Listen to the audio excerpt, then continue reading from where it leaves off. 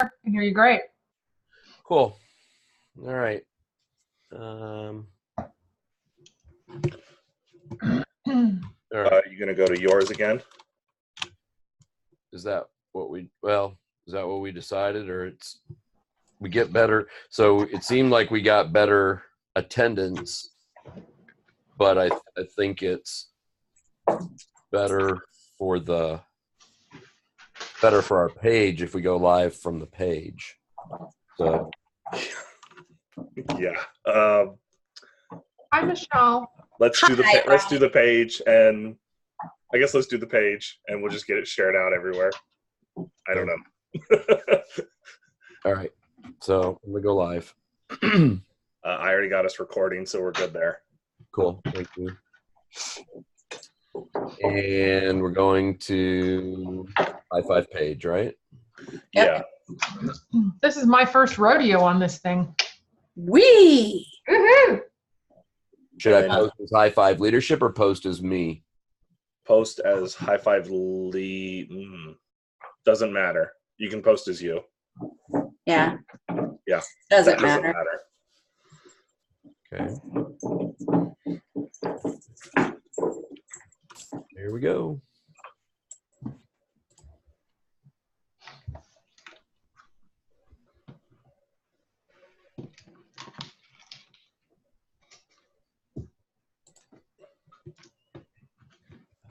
Live.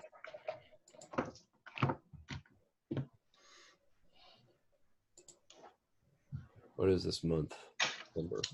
September.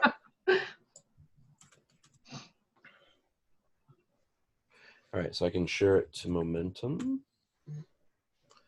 And I can't share it to my page. All right, here we go, going live.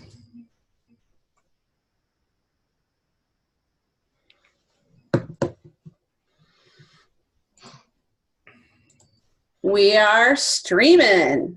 Woohoo! Woo! I love it when a plan comes together. Live on High5. That's why we call this High5 Live. Yeah. Quit it. Yeah. So awesome. As far as you know. Hi, family. Hi, everybody. Hi, everybody. Hi, High5 fam. Hi, other people. Welcome to our High5 Live for September. Let me kill that. All right. And yes, we are live. How's everybody doing? What's a watch party? Awesome.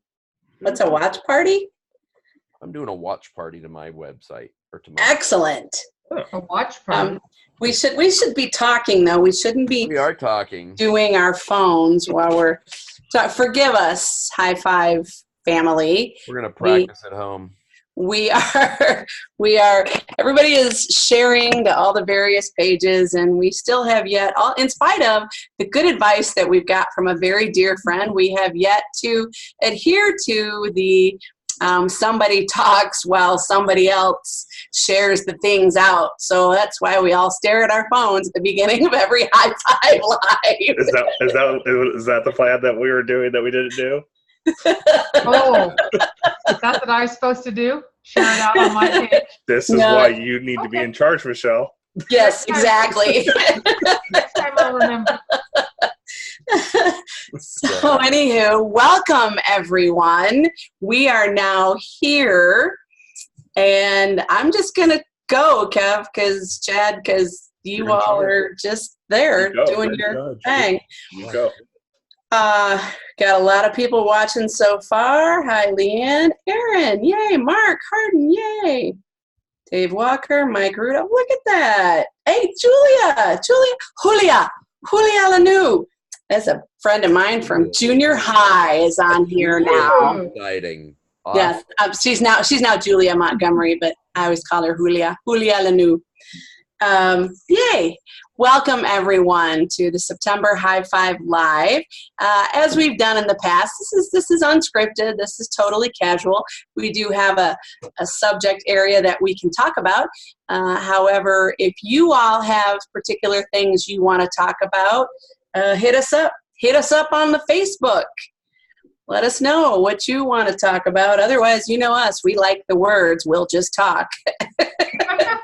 There's nothing more melodic or harmonious than the sound of our own voices. You know? Yes, indeed. It makes us all happy, as far as we know. As far as we know. Yes. So anybody out there, seriously, does anybody, if you want to type in the comments, if there's anything you want to discuss, any challenges you're facing, any celebrations you want to talk about, anything that you just want to put out there and get some feedback on, Murph, we're your huckleberries. I see you, Murph. Awesome. I don't see anything. The dog's excited about it. I can tell that. I know it. Our dogs are excited about it. So why don't you take over somebody, and I'm going to put the dogs outside. Awesome. Okay. All right. Might as well be me, I suppose. So, hi again. All right. We until we have something that you all are interested in, we thought that we might start tonight with a conversation about an email that Michelle actually sent out. So there's a writer. I think he might have been a comedian at one point, John Acuff. I don't know if any of you get John Acuff's newsletter, but he writes some pretty interesting stuff. And he sent out a blog this week where he talked about each of us have what he called a pocket jury, right? And your pocket jury is those people whose voices you listen to when you are making decisions, and usually they're not always necessarily the ones that are cheering us on and saying, "Oh yeah, it's a great idea, go for it." It's those negative voices that are like, "Are you stupid? Who are you to think you can do that?"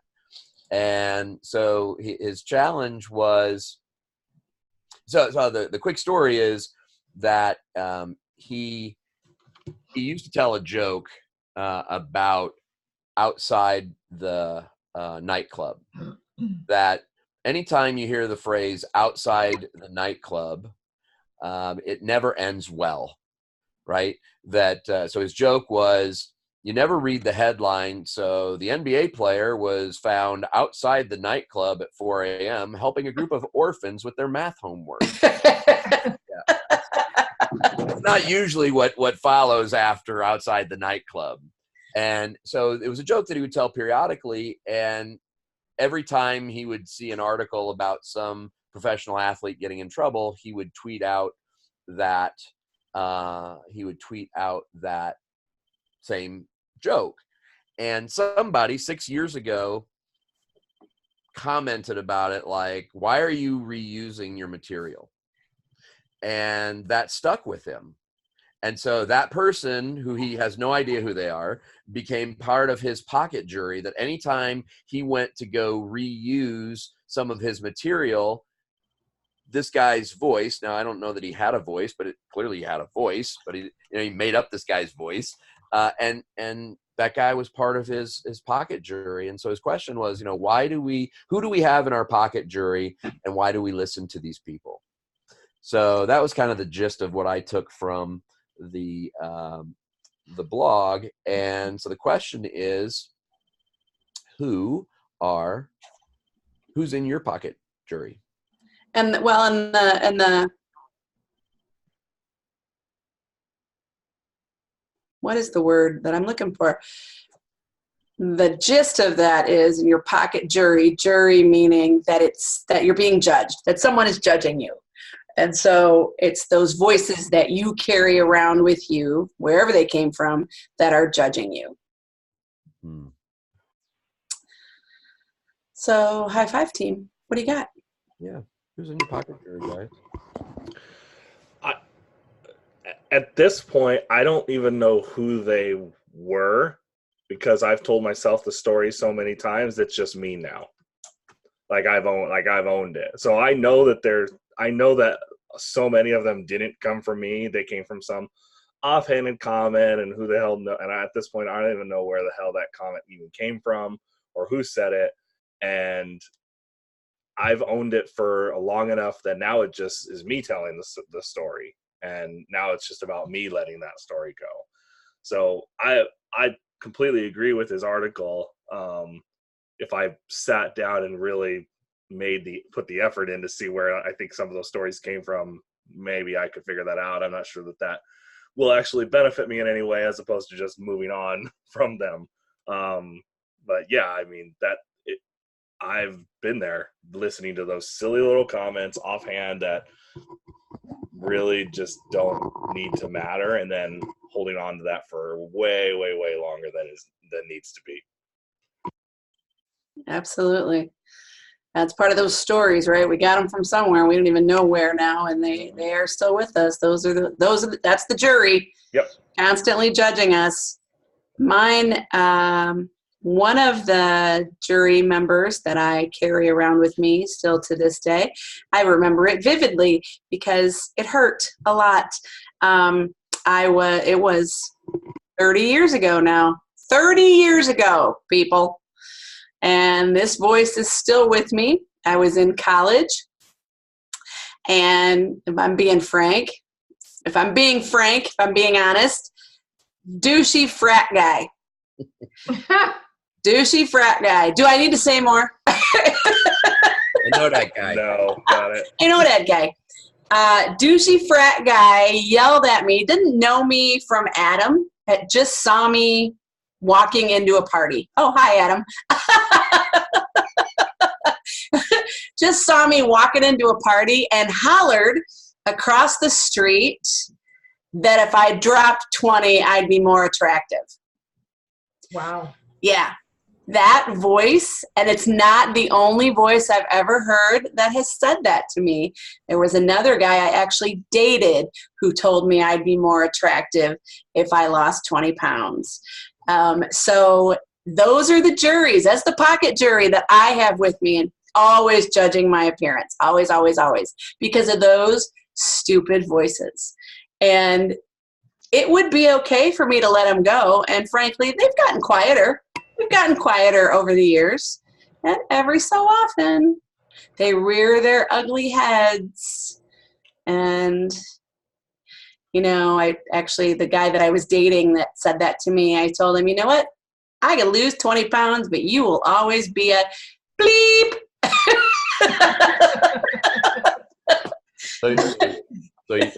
So in that case, you just went ahead and lost 180 or 200 pounds? I did, absolutely. I dropped 200 pounds right there.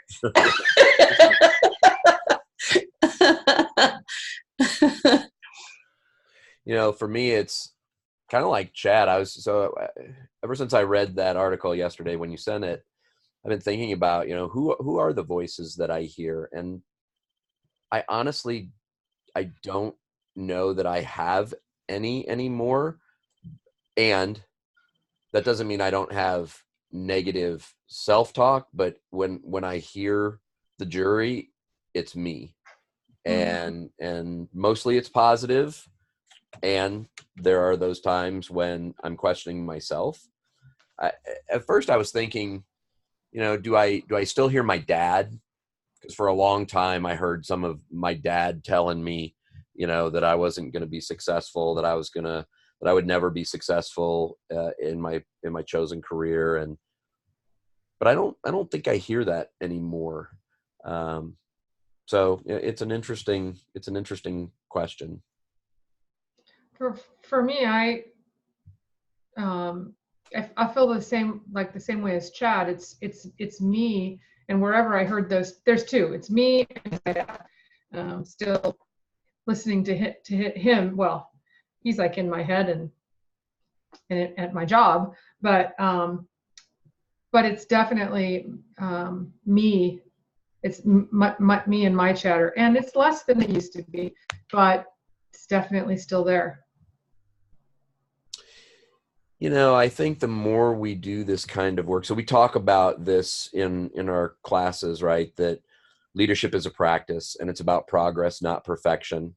And the more we practice this stuff, you know, we never, I don't think I'll speak for myself. I haven't figured it all out, right? I figured some stuff out and I'm better than I used to be. And I've still got so much room for growth and improvement. And I think as we practice and because of the work that we do and we get to immerse ourselves in this stuff every day, I think that absolutely has a positive impact on us and why maybe we're having some of these conversations. So it'd be interesting to hear from some of the folks that are watching with us. And Adam, of course, you're welcome to jump in there too, brother. But to our viewers, who's in your pocket jury? So far, we got crickets, dudes. Hello.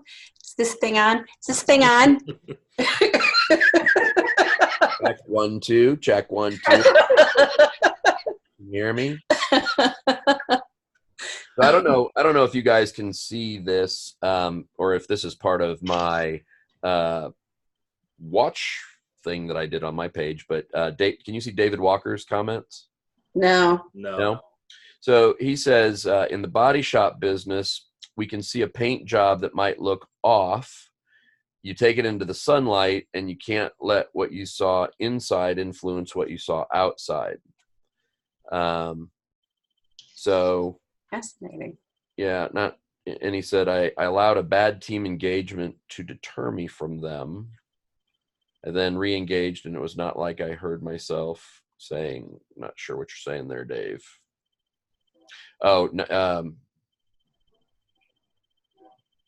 Justin Ross says he has a revolving jury. So who's on your revolving jury there, Justin? Who are the players? Jen Hamilton says she has a lot of people in her pocket jury, but they're slowly going away. Yay. And that she herself is the worst person on the jury. Oh, yeah. Mm-hmm.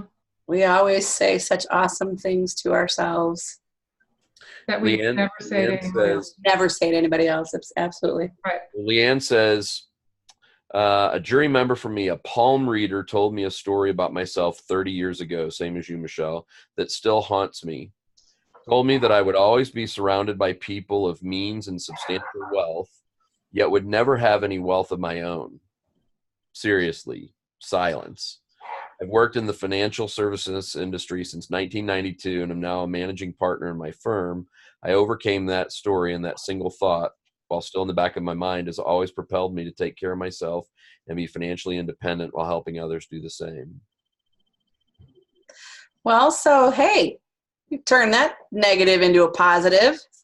Absolutely. You rewrote that story. You proved that palm reader wrong because, I'm sure she knew. Right. Yeah. You looked at your palm after all. It's all right there. There it is. Those lines. Yeah, we got it right there. That's what you saw. Justin Ross says any of the negative people that shut him down and doubt him, those are the revolving voices that he hears. Got it. So they come back. So they take turns coming back to visit. Exactly. Gotcha. Erin Suplick says her ex of 5 years regarding her appearance. Things like, why don't you wear makeup more often? You'd be so much prettier. The voice in my head has gotten so much smaller with being with the right person who constantly tells me the opposite. Excellent. And Erin, you tell yourself the opposite. Absolutely. Yeah. You got this, girl. You are a powerful woman. You don't need to wait for those voices from other people, that validation from other people. You're awesome. You're goddess. Anybody else got anything? If not, maybe we move on to another. Carol Hartzell. What Carol say? I have been working really hard over the past several years to remove people from my life who are critical of me all the time.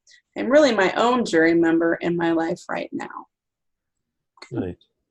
Good. And that's awesome if you are being positive to yourself instead of judging. negatively judging yourself. Wow, we got some voices from the past on here. That's awesome. Leanne says, hell yeah, everybody, kick the ass of the jury members. Yeah. Give them the death sentence. Ooh, I like that. Nice one. That's nice. Oh, our High5 teammate, Diana Miranda, says hello from the sky. She is traveling to Bali as we speak. Nice. Yes. Oh, and there's Dominique. Hi, Dominique. All right, you want to move on? This did not. Yeah, it didn't spur as much as I thought it might. And yeah, it didn't. It what didn't. It did was good. It didn't get legs much. Carol, in response to what I said about not judging yourself, Carol says, not always, however, it's better every day. Awesome. High five. Progress, not perfection, my friend. That's what it's about. This Yep. stuff takes practice. It Yep. takes work. Yep. So wow, we got this truly is a global audience now. We got Adam over in Hong Kong. We got Niana 38,000 feet in the air. It's nice. On our way to Bali. Look at us. We have gone international. We are global. We're global. We're global. And we are. High five. All right. What else we got? What else is interesting to people? Did you want to talk about the thing that you sent me, Adam? Yeah, I was just going to bring that up. So my question is when do we know we've gone too far for a dream? What do you mean by that? Say more about that. So it's just something, it came up, and it just, we talk about I'm achieving my dreams. I'm in Hong Kong right now. I mean, I didn't expect to do this, but when do I realize that maybe I've overextended myself? Don't get me wrong, I don't have any sort of regrets about doing this, but it just got me thinking, where do you say enough's enough? Where do you say that, going for this is maybe causing more harm than good? So my initial response to your first question was, when do you say enough's enough? And my gut knee-jerk reaction to that was when they slam the lid on your cold, dead body.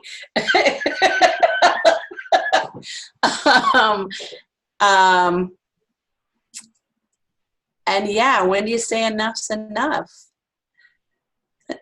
When have you gone too far? I don't know that there's an answer to that. I think it's dependent on the person. When maybe if you're hurting yourself, I don't know. What it feels like to me is the question we ask about what's the magic number before you give up on something. Right. Right. And the answer is never, right? There is no number. So for me, the reason I'm struggling with the question is it just feels like so foreign to me, because I'm the one who's in charge of my dreams. And if I want to be, so let's use one of my dreams, right? One of my dreams is to fly in space. It's been a dream since I was a little kid. Now, am I actively pursuing it at this present moment? No. But if I understand your question, you're saying, when do I give up on that dream? Is that the essence of your question? And yes, that's the essence of my question. But now that you said that kind of answered the question. It's not, you don't have to potentially continue to pursue it.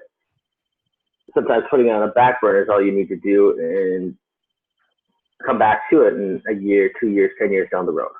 Sure.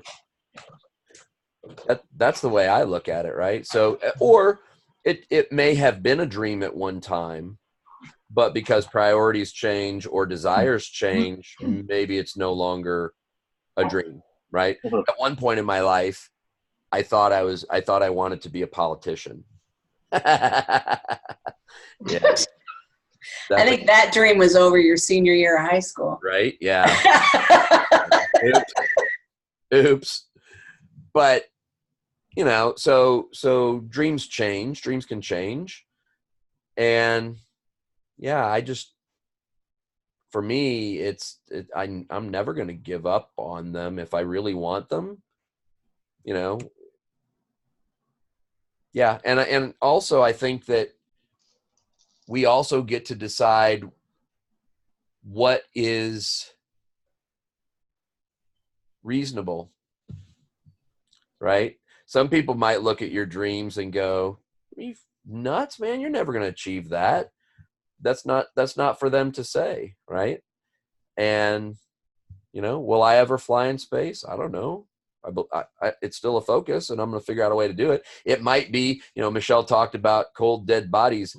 You know, they might put a gram of my remains in a little test tube and shoot me up into space and bury me up there. That might be how I get up there. That's not what I'm looking for.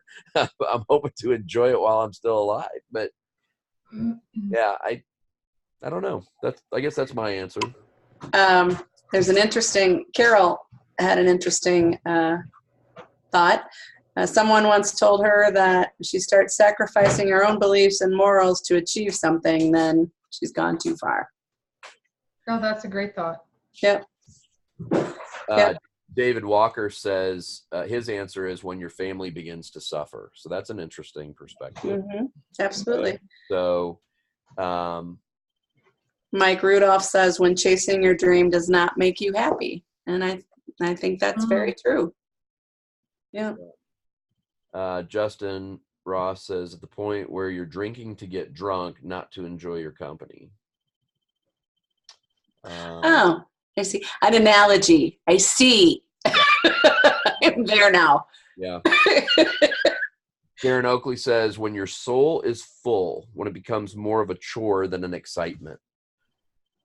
Mm-hmm. Well, those are all good answers. All good. Yeah, those are all good answers. It's all good stuff. Yeah, there's kind of a couple aspects to it. There's which you were talking about, Kevin, kind of like what's the magic number? Like how many times can I not get there and still keep going for it? And I believe in similarly to you, there is no magic number. And what's all the stuff that's just said as well is there's, you know, am I willing to sacrifice people on the way to get there? Am I willing to sacrifice myself on the way to get there? And no, the answer to that's likely no.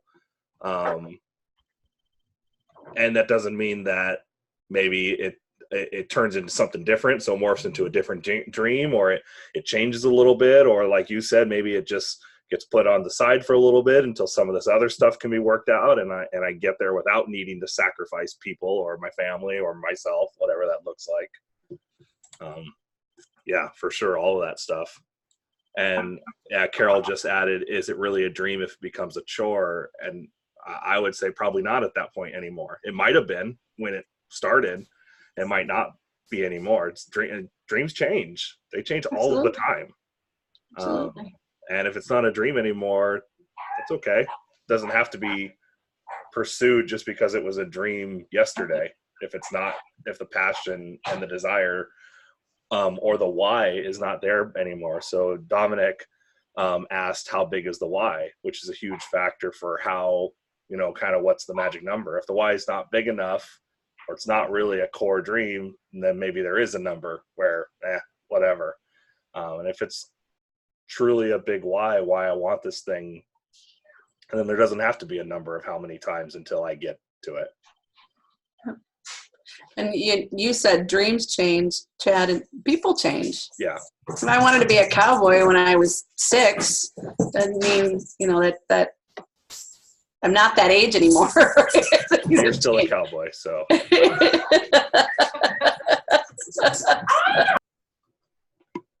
So Leanne says, isn't it possible to take small steps towards dream fulfillment? For me, I would love to be a book editor for a major author. While that may not be possible at this time, I do offer to edit marketing materials and collateral, etc., to keep myself relevant and to seek the thing I enjoy. So that's a good perspective too, right? So you can incorporate components of it, right? And still find fulfillment in that as well.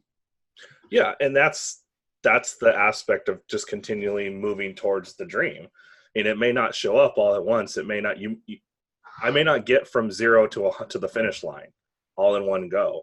And so what Leanne just described is a perfect example of, oh, here's a way that I get closer to that, or I get a part of that, and who knows what kind of opportunities that opens up for her. That could be the next step, and then maybe there's another step after that. Yeah. And all of this, so we're talking about dreams. All dreams are usually far out their outcomes, right? Yeah, a dream is nothing more than an outcome. Yep. That seems way far out in the distance, or may seem somewhat unachievable right now, and it's just a long-term outcome. And so all the same things apply when we talk about outcomes, and just staying focused on them and taking the next step, right? And all of our short-term outcomes ultimately should be leading us to those bigger, bolder dreams that we have. Absolutely. One of the books we read, I think this was The Big Leap, and he talked about coaching, a high-level executive, very successful person who was miserable. And he asked him, like, well, okay, well, what do you really want to do? Like, what is it that you want? What is your passion? What do you want to be doing? And he told him, and whatever it was had nothing to do with what he was doing. And he didn't do it because it's not what brought him success, and it wasn't what was bringing money in, and it wasn't all of those things. And there was a million reasons why he couldn't do it. And his assignment to that gentleman was, okay, well, you just need to do it 10 minutes a day. That's your job right now. So 10 minutes, you dedicate 10 minutes a day to doing that, your actual passion, and then we'll go from there, because that starts creating a new possibility. And then that would turn into something else. Now this gentleman ended up not following that advice, and it didn't turn out well for him. And that's the idea, though. I mean, it's just do something. So what Leanne talked about, she's doing something. It might not be the end result, and she's doing something, and that creates new possibilities. And Carol added that she thinks it's important to reevaluate the dream every time she's focusing on it, and that makes sense. I mean, because if anything else, it's to go back to what Dominic said as well, it's reevaluating that why.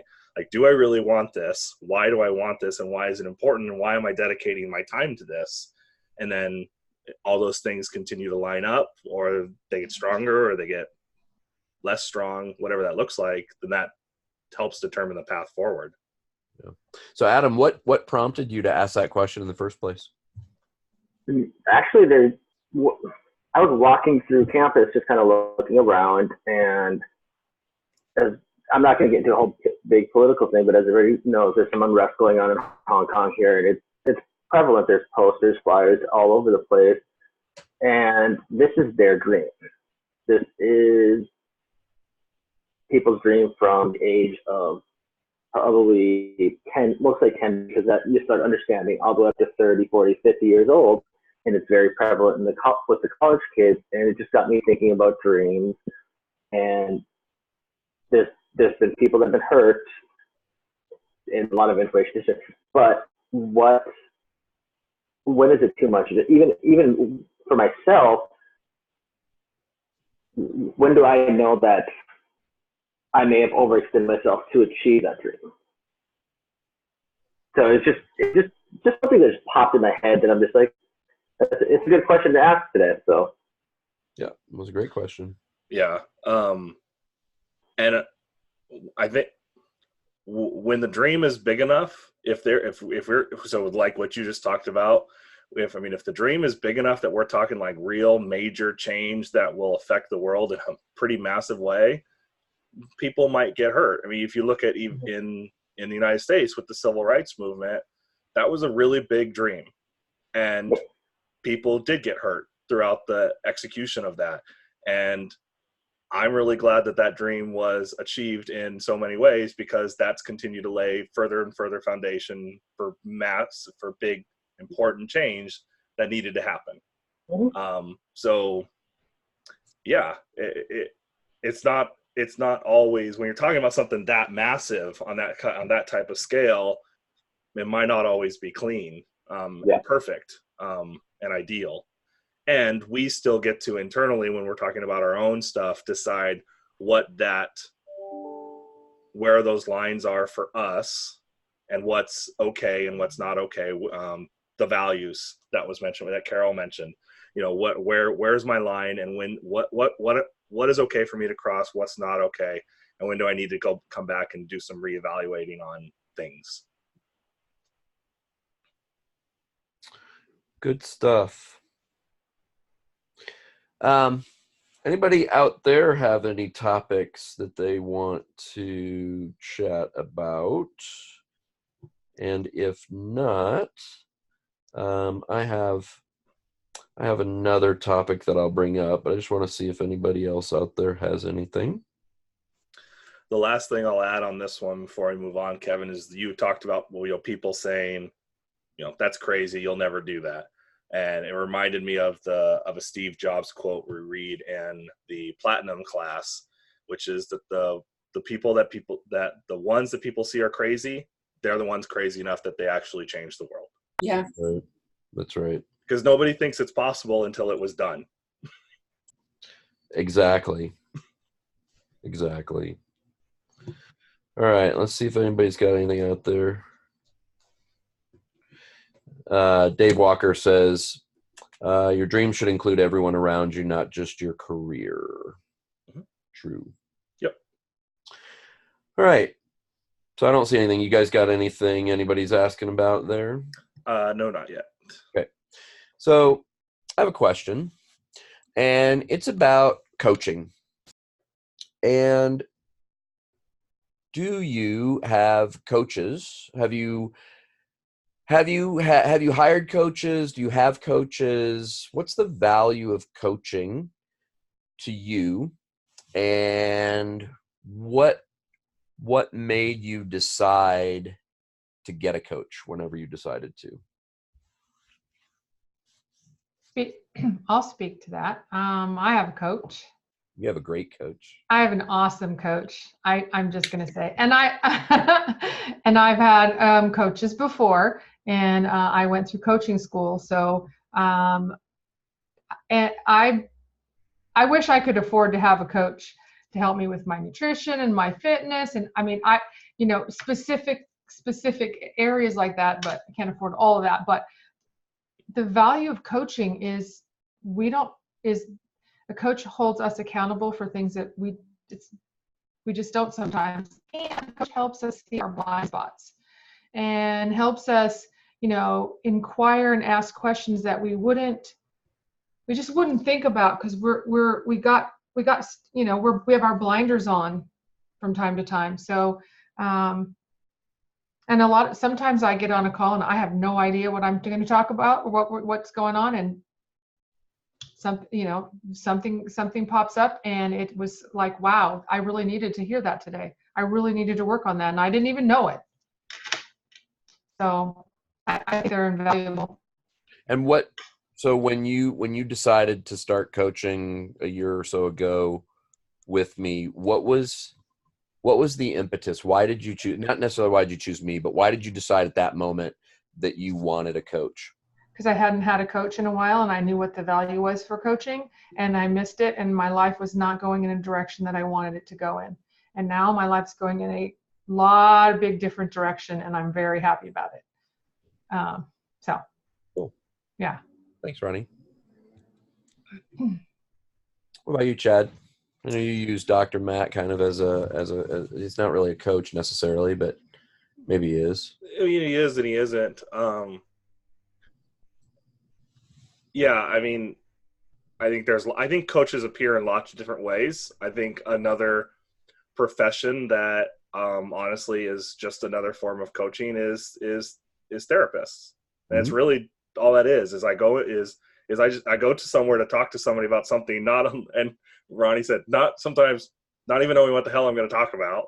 And oftentimes what I hear is exactly what I need to hear. And so all of that, I mean, I think coaching appears in many different forms. And so, yeah, I've had multiple coaches. I've done work with you. I've done work with other people. I could call just about anybody on the High5 team a coach in some way. Dr. Matt as well was always, even though that wasn't always the primary reason I went there, I always was getting something out of it. And if I needed to talk, I got that out and I got told exactly what I needed to hear in that moment. And it's a third party that it's just another person to be able to talk to. And that in many cases, they're kind of a neutral party. And that's what's helpful. It's just another way to see the perspective, because if I'm down in the weeds and I don't see everything and I'm missing things, and perhaps the people that are the absolute closest to me, and you're not a neutral third party, Kevin. So, and sometimes the people that are right in the thick of it with me, they don't see it either. And it's not always a neutral perspective. So I mean, that's a huge benefit. Just somebody that can see things that I'm not seeing and help me see them. And then now that I can see it, because it was a blind spot before that, now I have the opportunity to choose to take action on that if I choose to. Mm-hmm. For me, that's probably one of the biggest values there is. And similar to Ronnie, I think there's value in always being able to have that available and going on. It's a huge benefit.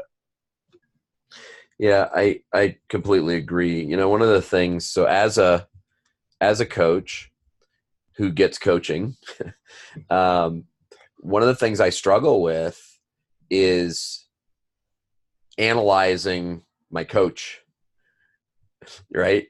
Analyzing why, I know what you're doing here. I see you. I know what you're doing.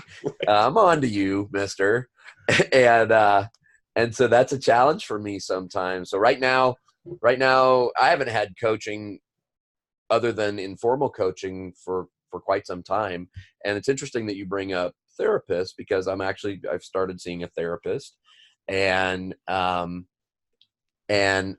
had one meeting with him, and I was analyzing the shit out of him the whole time that he was talking to me. Like, oh, okay, this is where you're gonna ask me about my upbringing. Okay, got it. Yeah, And so it's an interesting. What I'm working on is, how do I set my coaching? How do I just be the coached? Yeah. Right. Yep. Yeah. I've absolutely been there. I've been told something by one of my coaches, and I'll be like, oh, yes, of course. Yes, I know that's the answer. And if I knew that was the answer, then why am I here? Right. Doesn't necessarily stop me from doing it, but that's what I end up reframing. I was like, okay, yes, of course that's the answer. And still, because I was in the middle of it, I still wasn't seeing it.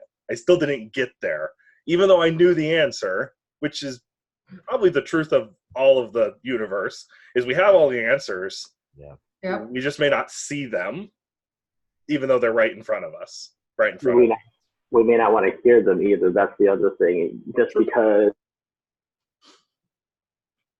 I don't even touch it or even have anything to do with it. So. And something you said earlier, Chad, about, they help us see our blind spots, or maybe Ronnie said that. And that's ultimately why I agreed to go back to see this guy was, okay, so I clearly don't have all the answers. And even if I do have the answers and I can't see them, they're in my blind spots, letting somebody else point them out to me. And frankly, if I'm thinking about it and how I coach, we never really give the answers, right? Mm-hmm. Good coaches ask the questions so that you That's can get you have the answer. Right. It's just about letting you say it rather than us say it. So that's the big secret of it. That's why so many times when I get to the answer, I'm like, oh yes, of course that's the answer. Why did I see it the whole time? And the answer was, I didn't see it because of whatever was stopping me from being able to see it. Dr. Matt was perfect about that. He would lead me right to the answer that was in front of me the whole time. Right. I like what you said too, Chad, about it's a neutral party. Because it's important to have. I think it's important to have a neutral party, especially in certain circumstances more than others. But a neutral party really can doesn't have any what's the word I'm looking for? They don't have any outcome other than to get to your next level. They don't have any agenda that they've preconceived notions agenda. They don't have an agenda about, or they don't care about what they don't want to worry about hurting your feelings or whatever that it may be. And so, well, and if anything, I want them to, I may not enjoy it in the moment. I want them to tell me the thing that I don't want to hear. Yeah. Because it's probably part of why I'm not seeing the answer. Because it's right in front of me and I know what the answer is, and yet I don't want it to be the answer because it's not what I want it to be. So yeah. Still is the answer. Yes, exactly. Doesn't change the answer just because we don't want to hear it, right? It doesn't. Not so far. Maybe one day. Maybe. Shelley or Adam, you got anything you want to add to that topic?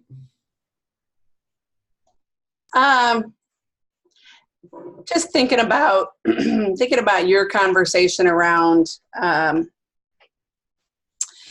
analyzing the analyzer, the motives of the coach or the therapist, or the predictability, I guess, of the coach or the therapist. Or you just walk in, you just know how this is going to go, right? It makes me think about our students when they come into class. They sit there and they just know. They got it all figured out. And, oh, okay, well, now you're going to do this, and now you're going to do that, and, oh, yeah, so predictable. And as long as they stay in that headspace, they don't get out of the class what they could get from the class. Yeah, what's available. And so that, to me, that's comparable to you or anybody talking to a coach or a therapist or somebody that's helping you see yourself. That as long as you sit in that headspace of second guessing or pre-guessing or I got it all figured out, whatever it is, you're not going to get from it what you need. Nobody's going to get from it what they need. And so I guess, even though we do this for a living, and we don't have it all figured out any more than anybody else. And we do. We're practicing it on a daily basis, and we're walking the talk, absolutely. And we still got stuff. And so for us, it's kind of a physician heal thyself.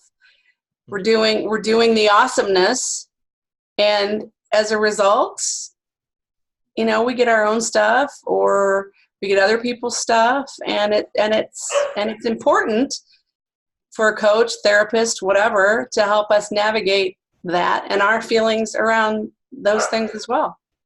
Yeah. Physicians don't always make the best patient. Doctors don't always make the best patients. Right. Right. It's absolutely true. And I, at least, for myself, I've done that. I've been that person, and I swear every step on this journey, the more that is available to change and grow just keeps getting bigger and bigger, just because I see more. So that journey is not ending. Carol had a really cool suggestion around that, what we were talking about right now. She said when she's going to have a challenge listening and being open-minded to something like that, she takes 5 minutes before the meeting to focus on being an open vessel to be filled up with new thoughts. And I thought that was a really cool visualization type exercise to change the state before going into a meeting like that.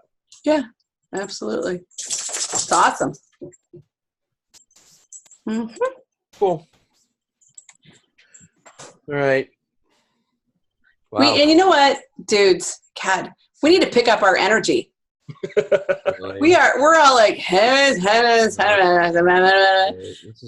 I was anybody out in High5 land, I wouldn't be responding to us either, because God, yeah. Woo, has it been an hour yet? Gee. Look at that time, would you? All right. So Jen, great Jen point. just added that since the class, she's just been a sponge, which is a great way to be. Just It is. Absolutely. The things that are soak up anything you all have to say. She just wants to soak up anything. Yeah. Just absorbing, and I would say focus on absorbing the positive because there's a whole lot out there. And that's a great way to just open to stuff. Jen came up with a great hashtag this morning, drinking the juice of joy. Nice. Like I love it. Drinking the juice of joy. Drinking the hashtag, drinking the, awesome. That is awesome. You know, Jen, to your point, you're just a sponge. I actually, after I took my class 7 years ago, and I was raw. I was an open wound. And I equate it to that because I was hypersensitive about everything. God, for a good 6 months after I took my class. And I remember asking my instructor about it and thinking and saying, God, you know, when will this, because while it was awesome, it was also kind of scary and exhausting. I cried a lot. and I asked, and what I was told was, I hope it never ends. I hope you're always a sponge, Jen. I hope you're always open. And an open wound sounds a little more ghoulish than just open, but that's really how I felt. Anyway, just thought about that. Spurred me, prompted me. All right, so let's raise the vibe here. Ronnie. Yes. Wine or vodka? Sorry. Wine. Hey, Chad. It would be vodka of those two. No, I didn't. Hey, Oh, that's a good responsive. question for Hey, me? hey, Oh, okay. present listening. You didn't ask me a question. You said Chad. I was getting there. There. I'm gonna make it challenging for you, Chad. All right, go for it. Star Wars or Battlestar Galactica? Oh, Star Wars. Okay. Oh, that was easy. That was easy. Star Trek. Oh yeah, Star Trek or Star Wars? Still Star Wars. Okay, fine. All right. And they're all Fine. good.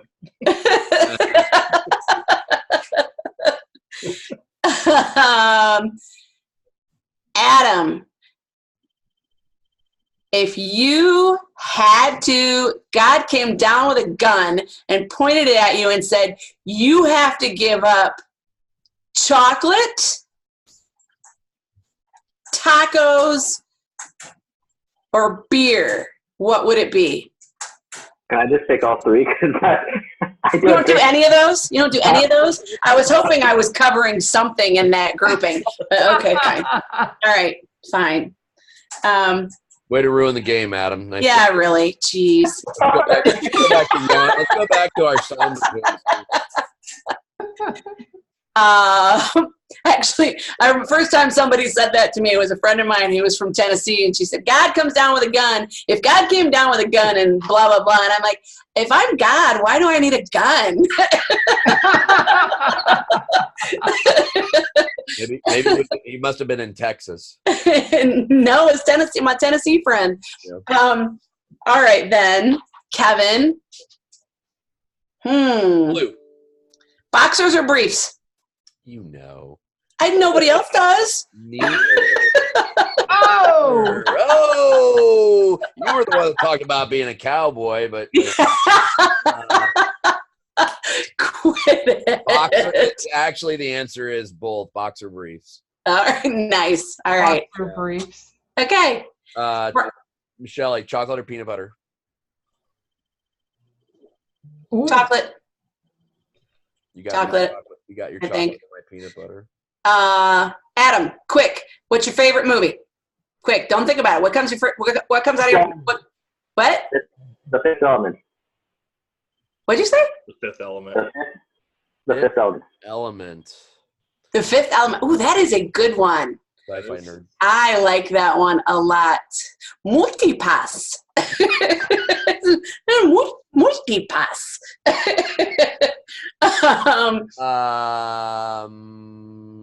Chad, Caddyshack or Airplane? Airplane. We can't. Yeah. We can't be friends anymore. Airplane is so good. Caddyshack's great. Airplane is amazing. Airplane. Ronnie, what's your favorite song? Who? Ronnie. I have too many. A Bruce Springsteen song, "Born in the USA." Any Okay. Bruce. Fun fact about Bruce Springsteen: it's his birthday today. He's 70 years old today. How many number one singles? How many number one pop singles has Bruce Springsteen had? 25. Well, so are they songs that he sang or songs that he wrote?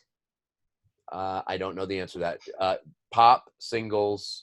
Bruce Springsteen pop singles. Because he wrote songs that other people sang that went to the top of the charts as well. What? 0? 0? Number 1? 0 number ones. Okay. Well then. Never had a number one. Never had a number one pop single. Wow. Yeah. Saw that today. Wow. Shelley, favorite James Bond. Favorite James Bond man? Guy? Yeah. Oh, I have to go. Sean I Connery. have to go with well, you know, I can't. I'm going to say Roger Moore. Roger Moore? Yeah. Sean Connery. Yeah. I don't know. Ronnie, favorite 007. 007. James Bond. James Bond. Yeah, sorry. Who's your favorite James Bond? Oh, jeez. Sean Connery. Sean Connery. Yeah, see, I knew I liked you. Chad. Mine's not going to be popular because when I was growing up, my James Bond was Pierce Brosnan, so that would be my choice. Yeah. I love him, though. I do almost love said him. though. I almost said him. I like him too. I do love him. Adam. I was gonna say Brosnan as well. Yeah. Shows, It's your age. shows Yeah. our ages. Yeah, it does. A little bit. That's funny. There might be a little bit of a discrepancy between the three of us and the two of us. All right. Yes. We've effectively lost everybody. Actually, Carol can't pick a favorite movie. She's got over 400, so. Oh, that's what she said? Yeah. Wow. We've effectively lost. Our numbers have dwindled. Yeah. And then there were 5. Yeah. And we've been reported to the Facebook group. Oh my God, you guys are hilarious. All right, guys. Let's go ahead and just put a bow on it. So or put a fork in it. One Thanks everybody for being here. Thank you everybody for participating. Yes, Karen, I know you're still there. It was I was being facetious. But thank you guys. Thank you to everybody who's been here and is still here. Absolutely. We have one more class coming up. We still have seats available for our November 15th through the 17th, I believe are the dates. Yes. That Friday, is. Saturday, Yeah. Sunday in San Diego. We still have a few seats available for our 3-day intensive class. If you are interested, let us know. It's the final High5 class of 2019. That's it. And we got Carol takes offense to your nobody, by the way. whatever, Carol. Love you, Carol.